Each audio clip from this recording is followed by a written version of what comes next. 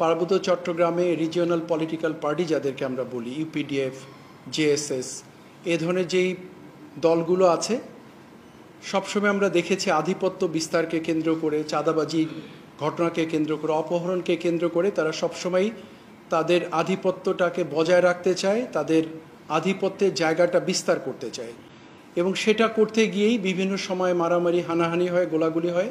আমরা যেটা দেখছি সেটি তারই একটি অংশ, নতুন কিছু নয়। বাট অবশ্যই সেনাবাহিনী এ ব্যাপারে কাজ করছে এবং সর্বোচ্চটা দিয়ে চেষ্টা করছে যাতে করে এটা নিয়ন্ত্রণের মধ্যে থাকে।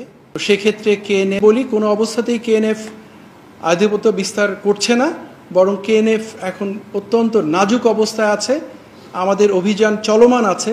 সবাই সম্মিলিতভাবে কাজ করলে অবশ্যই কেএনএফকে সমূলে উৎপাটন করা সম্ভব, এবং সেটা অবশ্যই প্রয়োজন।